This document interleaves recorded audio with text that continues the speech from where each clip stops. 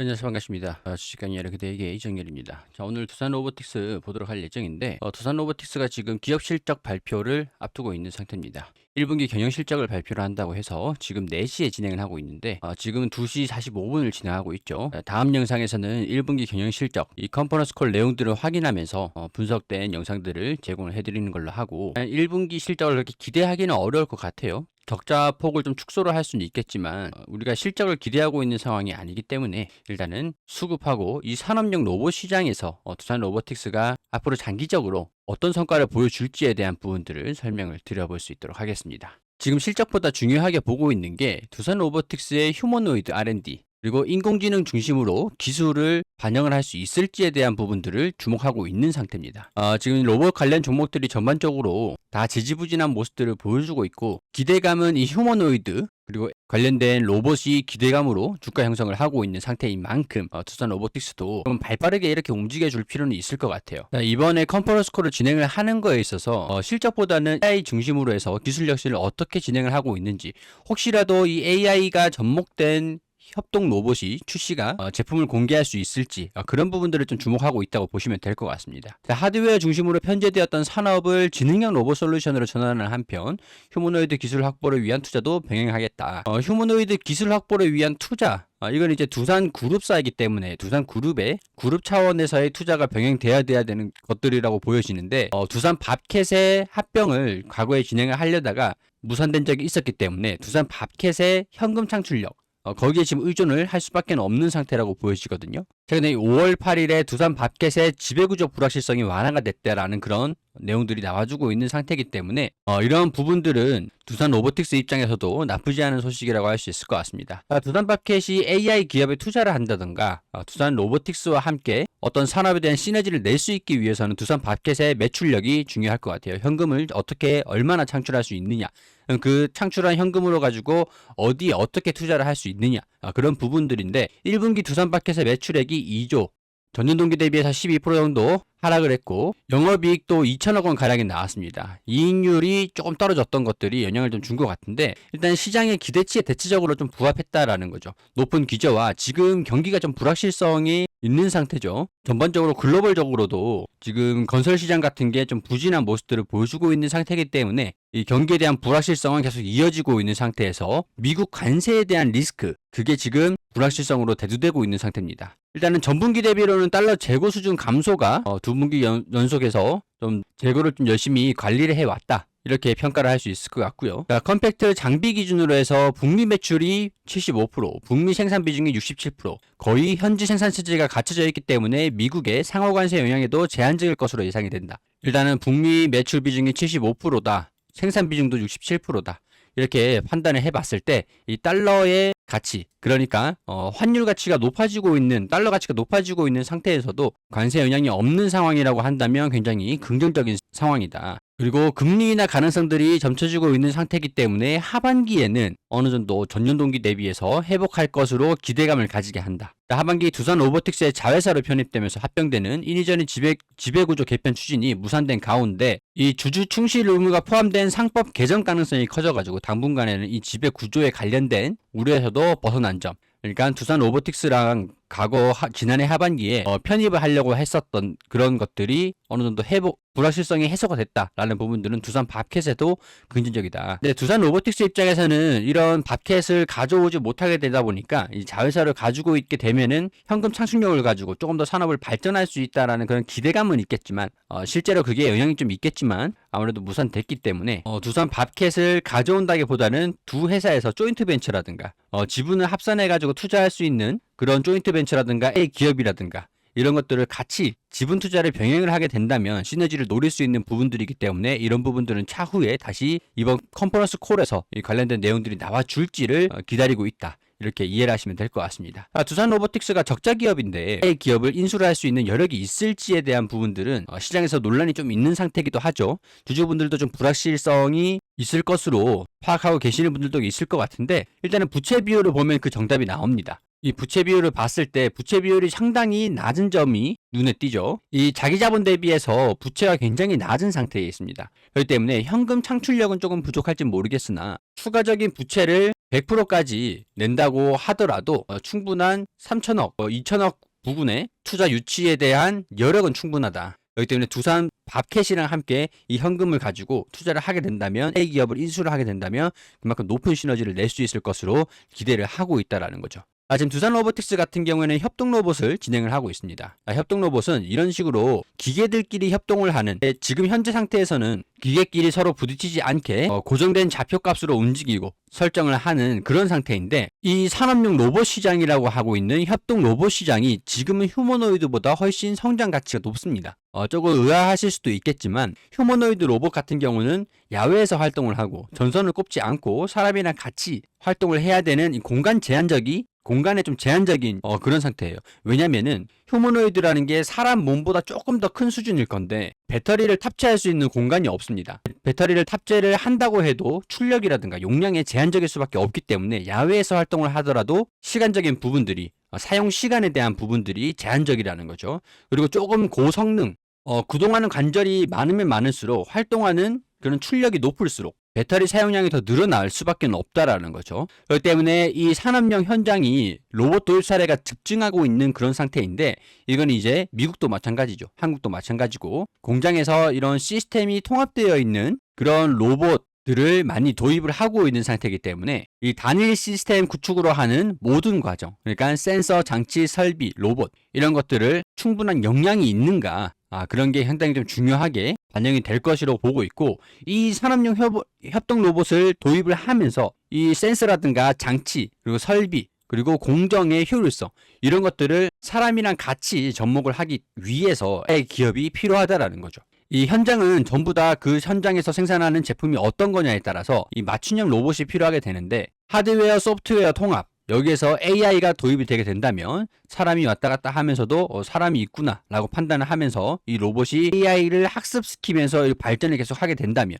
이 로봇의 자율, 자동화, 생산성 향상에도 품질 개선에도 긍정적으로 영향을 미칠 것이라는 거죠. 이 로봇의 자동화는 산업용 로봇, 협동 로봇, 서비스 로봇, 이런 로봇 하드웨어 단품만으로는 완성할 수 없는 것들이기 때문에 두산 로보틱스가 앞으로 이 협동 로봇을 가지고 인공지능 중심으로 기술 혁신을 추진한다라는 것이 이 로봇을 완전히 자동화를 하는데 기술력을 갖기 위해서라고 보시면 됩니다. 이 전 세계 산업용 로봇 시장이 연평균 27% 고성장을 기록을 하면서 2024년도는 37조에서 2033년도 그리고 더 추가적으로 계속 고성장하는 모습들을 기대할 수 있다라는 것들인데, 33년도에는 37조 달러에서 9천만 달러, 37조 가량 수준에서 328조 규모로 성장을 한다라고 해요. 두산 로보틱스 같은 경우는 국내 협동 로봇 점유율 1위 기업이기도 하기 때문에 이 전 세계 산업용 로봇 시장에서도 점유율을 넓혀가야 되는 숙제가 있고, 점유율을 넓히기 위해서 AI를 적극적으로 도입을 해야 된다는 거죠. 일본, 독일, 미국 주요 자동차 제조사에서는 연간 1만 대 이상 다관절 로봇을 각각 도입을 하고 있는 상태인데, 대규모 수요가 부품 단가 하락이나 가격 경쟁력을 더욱 강화시키고 있다.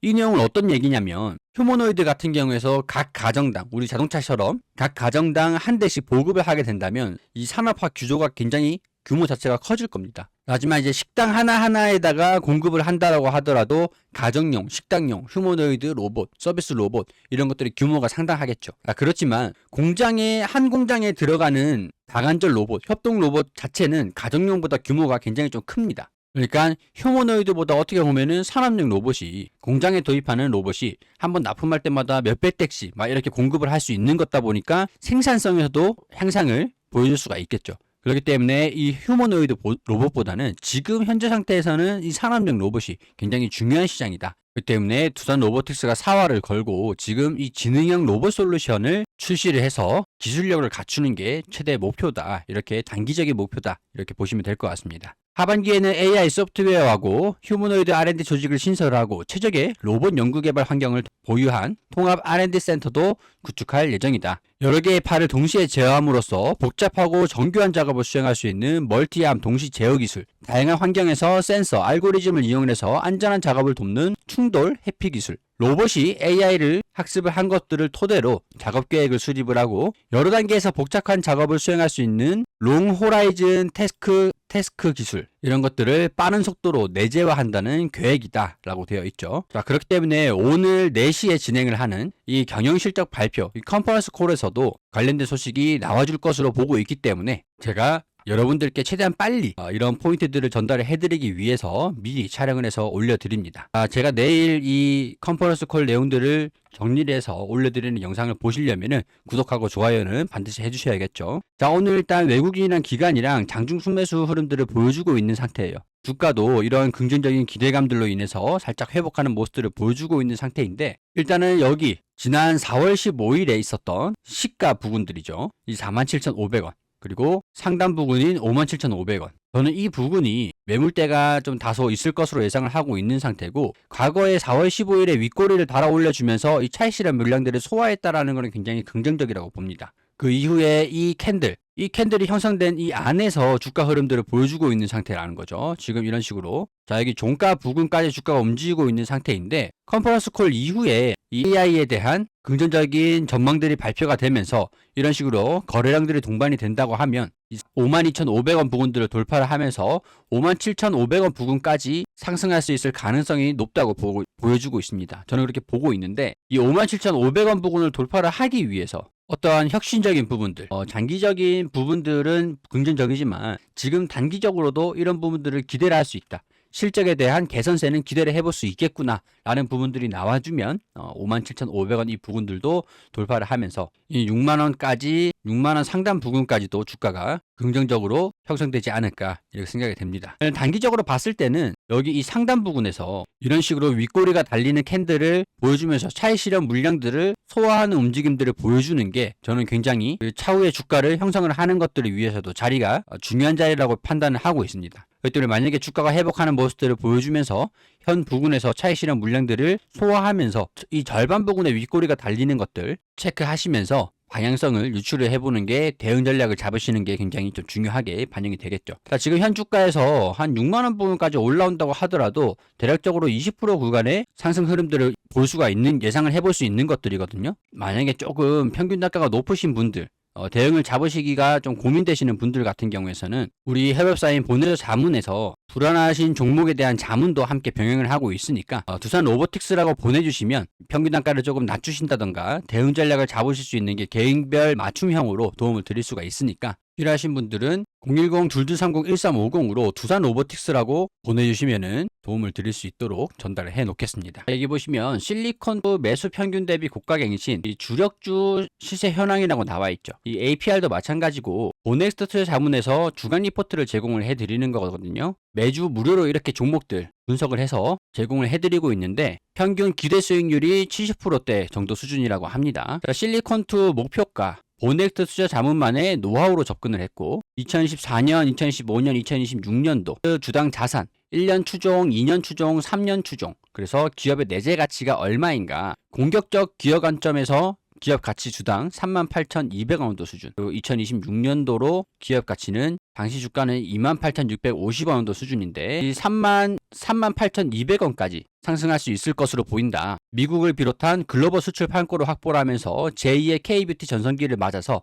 2025년도, 6년도는 성장성이 여전히 유효하다. 중장기 목표 주가는 45,000원, 5만원 가능하다. 이런 식으로 리포트를 이것도 무료로 제공을 해드린 것들입니다. 지금 여기 카톡방에 들어와 계시는 분들 같은 경우는 이 실리콘2의 이 리포트를 전부 다 무료로 제공받으셨던 분들이세요. 3월 20일 28,650원이라고 되어 있죠. 3월 20일에 이 리포트로 가지고 공부하신 분들이라고 하신다면 차후에도 충분히 기회가 있으셨을 거고 지금 주가가 큰 폭으로 상승하는 모습들 보여주고 있으니까 차후에도 리포트에서 안내해드린 목표 주가까지 기다리시면 되겠죠. 자, 이 카톡방 같은 경우도 금융감독원과 금융위원회에서 정식으로 등록되어 업무 영위를 허가받은 넥스트머니는 전문 투자자문사입니다. 주도주 분석, 차트 분석, 시황, 1대1 종목 상담까지도 빠른 정보를 제공해드리고 있습니다. 이 카톡방에 들어오시는 방법들은 여기 2230-1350으로 문자로 8번이라고 보내시면은 누구나 입장이 가능한 방입니다. 그리고 여러분들이 항상 어떤 종목을 사야 되는지 고민이 굉장히 좀 많으실 텐데 제가 평균 70%를 기대할 수 있는 종목들, 잡는 방법들 알려드리도록 하겠습니다. 굉장히 쉬우니까 집중해 주시고, 협업사인 보넥스트 투자자문사에서 공부방을 운영을 하고 있습니다.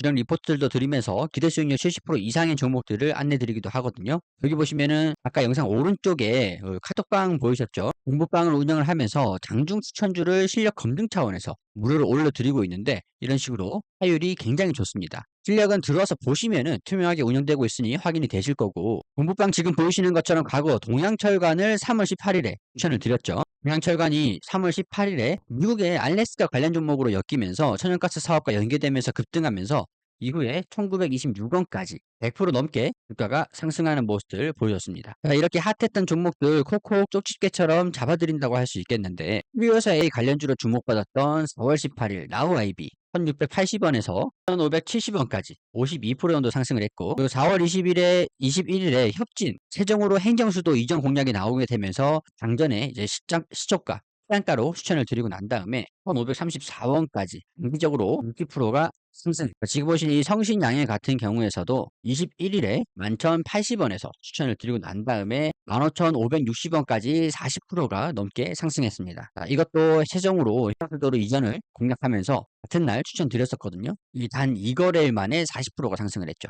그리고 같은 날 21일 LB 인베스트먼트 역시 5,200원 이하에서 56분 이후에 7,170원까지 이 대선 공략 종목으로 또 엮이면서 37%가 급등하는 모습을 보여줬습니다. 아무래도 지금 가장 핫한 게 대선 시국이다 보니까 대선주가 수익을 내기 굉장히 좋은 시장이라고 할 수 있을 것 같은데, 대선주 같은 경우에는 리스크가 또 있는 편이기도 하기 때문에 이런 가이드가 필요하시다면 공부방에 이렇게 오셔가지고 함께 공부하시면서 즐기시면 분명히 여러분들께 도움이 되실 거라고 생각을 합니다. 그리고 해당 내용을 보시면 진행했던 주력주, 거의 주력주는 지금까지 실패가 없습니다. 실패가 없었다는 그런 주력주 같은 것들도 레인보우 로보틱스, 필옵틱스, SPG, 하이젠 R&M, 하나오션, 클로버 이렇게 종목들이 좀 있죠. 이 주력주도 리포트를 형태로 여러분들께 VIP 주력주를 무료로 나눠드리고 있습니다. 이 제도권 금융회사이기 때문에 우리 증권사들에서도 나오는 리포트 같은 것들로 종목 분석을 해서 기대 수익이 높은 종목들을 분석을 해서 알려드리고 있거든요. 매주 주력주 리포트가 무료로 배송을 해드리고 있다라는 거, 기대 수익률이 70% 이상이 되는 종목들을 분석을 해서 리포트를 무료로 드리고 있다라는 거. 문자 신청은 주력주라고 발송을 해주시면 되시고, 여기서 얘기를 하는 레인보우, 피로틱스, SPG, 하이진, 하나오션 이 종목들이 이 주력주 리포트에 나왔던 종목들입니다. 매주 정기적으로 나오는 리포트도 무료로 드리고 있다고 하니까 이 리포트도 받으셔가지고 보시면 우리 여러분들이 같이 투자를 하시는데 분명히 큰 도움이 되실 거라고 말씀드릴 수 있을 것 같습니다. 내가 불안한 종목이 있다라고 하시면 자문사다 보니까 종목 진단 여러분들 도움을 드릴 수가 있어요. 그렇기 때문에 종목명을 보내주시면 도움을 드릴 거고, 온넥스트 투자자문과 함께 여러분들 우리 구독자분들께 드리는 특별 혜택으로 무료 이벤트 기간 동안 이렇게 챙겨가셨으면 좋겠습니다. 오늘도 시청해주셔서 감사드리고 구독과 좋아요 부탁드리도록 할게요.